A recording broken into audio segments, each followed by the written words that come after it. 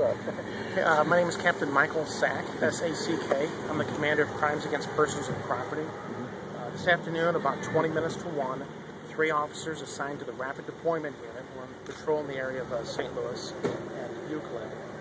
When they reached the area of Maffitt, they saw 3 individuals, as pedestrians, walking, and they decided to do a pedestrian check.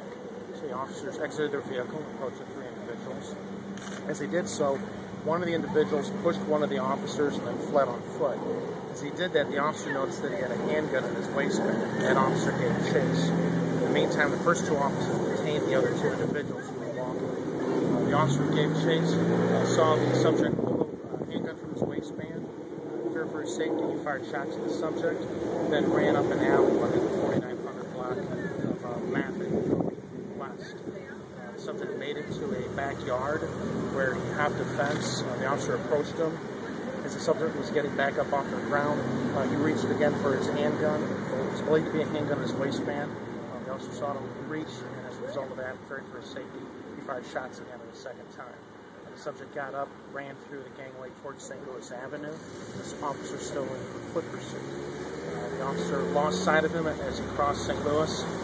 The officer began to search the area. The uniformed car responded. The officer got inside that car and started an area canvass.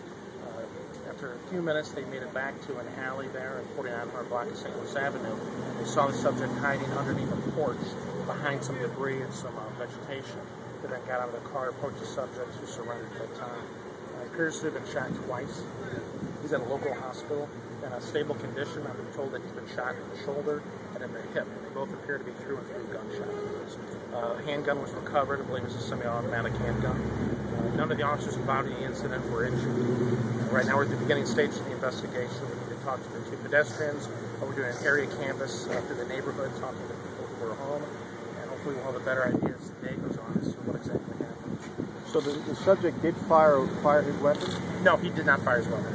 The officer was able to shoot first. But the officer fired at him in 2 different spots on the timeline. Yes, sir. Was he hit once the first time and hit once the second time, you think? We're not sure. We're going to try and figure out if he was hit in the first volley or if he was hit in the first and the second volley.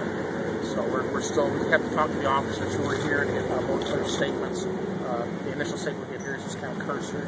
Once we get downtown, we'll be able to go through some more details.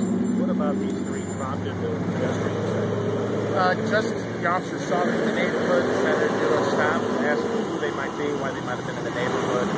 That was all. How common is that? For pedestrian checks? Yeah. It's not too uncommon. I know in the neighborhood they have had some problems here. It's the 8th District. I couldn't go through all the specifics in regards to the crime in the area, but officers are encouraged to engage citizens. They don't always turn out like this, and normally they're good encounters that officers have. Verifying people live in the neighborhood. They might share some information about what's happening in the neighborhood, so they're very productive. Did this subject actually have a weapon on? He did, yes. He had a handgun. Now, did he ever have the weapon out? You kept saying waistband. He did pull it from his waistband, and that's the initial volley that the officer fired at the subject. And then at some point he discarded that. It was in the second volley where the subject reached again for his waistband. The officer believed it was a gun, and he fired shots again. So in other words, he didn't have the gun the second time? We're not sure. We're still looking at everything. We're still walking this scene. What about the officer involved? How many years on the force? What can you tell us about him? We'll get that to you later this afternoon when we get back. Public information will share that information. But he was part of what unit again, you said? The Rapid Deployment Unit. Rapid Deployment. Right. The other 2 suspects, are the pedestrians who are with him, are they in custody? They're not. They're being detained. They're just witnesses to the incident, so we're going to try and get a detailed statement from each one of them. Okay. So hopefully we'll be able to get them to cooperate and tell us, what they were doing in the neighborhood, if they knew the other individual, that kind of information. Do they have any weapons at all? No, sir, they did not. Okay. Anything on your suspect, warrants, anything like that would have caused him to run? We're not sure. We haven't had an opportunity to run them yet. They're still working in the neighborhood right now. We get back to you also, we'll find out. You know how old that subject is? All 3 of them appear to be in their late teens, early 20s. Okay. Thanks, Capt.